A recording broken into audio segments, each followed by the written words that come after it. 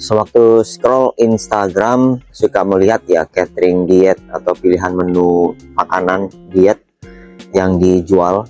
Ngeliat harganya ya relatif cukup mahal ya. Jadi timbul kesan bahwa jika seseorang ingin diet itu harus menggunakan tipe makanan seperti itu, catering seperti itu, makanan diet.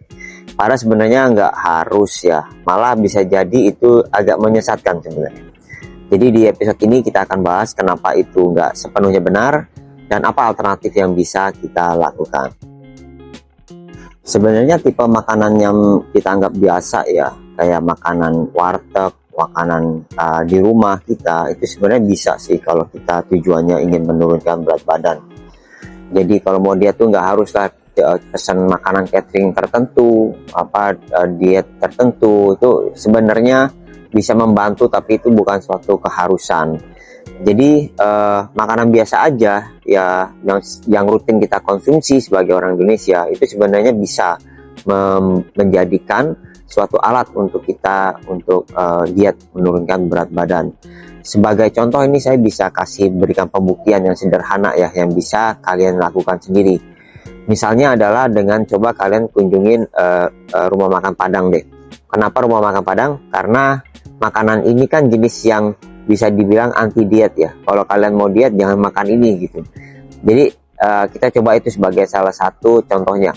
Kalau kalian itu datang ke rumah makan Padang di jam ramai ya dan duduk di situ deh dan perhatiin.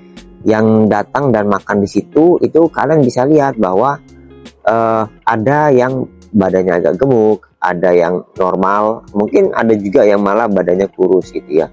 Tapi mereka semua itu makan makanan Padang gitu.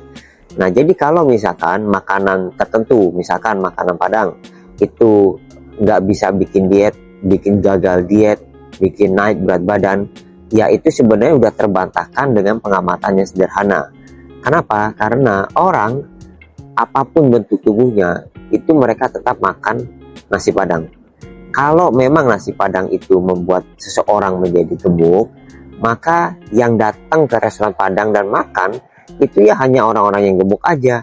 Jadi orang-orang yang berbadan normal atau berbadan kurus lah, itu tentu nggak akan ada yang datang ke restoran Padang gitu. Jadi dengan pengamatan sederhana seperti ini aja ini bisa membuktikan bahwa jenis makanan tertentu itu bukanlah penyebab seseorang itu bisa naik ataupun turun berat badan.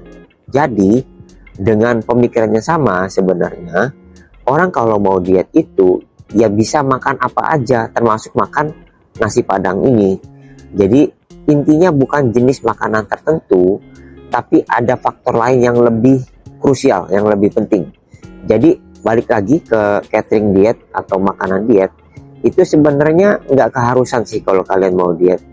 Kalau punya harganya oke, cocok dengan kehidupan sehari-hari, ya itu oke lah bisa digunakan. Tapi kalau enggak, ya nggak harus pakai makanan diet.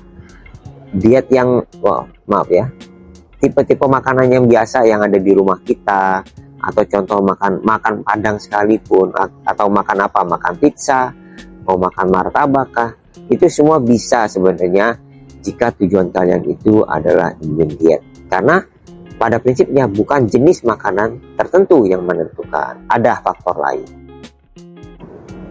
Tipe makanan tertentu itu bukan faktor utama kalau kita itu ingin diet atau menurunkan berat badan.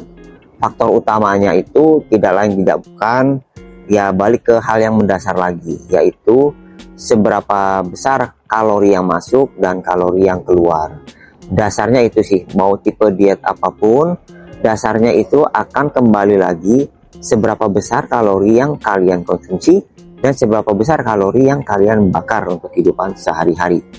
Ya tentu jelas ya, kalau misalkan kalian mau menurunkan berat badan ya kalorinya harus defisit, harus kalorinya kurang. Kalau mau menaikkan ya mau nggak mau kalorinya harus berlebih. Itu aja dasarnya. Mau pakai tipe diet apapun, apa yang populer sekarang, intermittent fasting kah, ketogenic diet, apalagi carnivore diet, semuanya itu dasarnya adalah kalori masuk dan kalori keluar. Lalu tipe makanan gimana? Itu mendukung, nggak menjadi suatu keharusan. Jadi kalau kalian hanya bisa ya mampunya nih ya, bisanya saat ini kondisinya hanya bisa makan makanan rumahan, itu tetap bisa kok kalau kalian tujuannya ingin menurunkan berat badan. Jika kita bicara lagi mengenai catering diet atau makanan diet, ada beberapa faktor yang harus dipertimbangkan juga sebenarnya. Pertama yang mengenai harga ya. Kalau saya lihat di iklan itu harganya ya relatif lebih mahal ya dibandingkan dengan makanan sehari-hari kita. Misalkan kita ke warteg deh misalkan, itu harganya berlipat jauh di atasnya. Jadi ya kalau kalian memang kondisi finansialnya mencukupi ya silakan. Tapi kalau tidak mencukupi atau ada pertimbangan lain dari sisi finansial, ya ini kayaknya agak berlebihan sih. Untuk beberapa catering diet itu harganya cukup mahal. Yang kedua itu adalah akses. Kita mungkin bisa nih langganan selama 1 bulan misalkan ya. Kalau kita punya pekerjaan yang rutin, itu bisa dihantarkan ke kantor, misalkan diantar ke kantor setiap hari, itu bisa datang tepat waktu. Tapi kan akan ada kalanya di pekerjaan itu kita harus pergi keluar kantor, misalkan harus ada kegiatan yang mau nggak mau jamnya itu berubah, maka nggak bisa selalu kita mendapatkan akses ke tipe-tipe makanan seperti ini.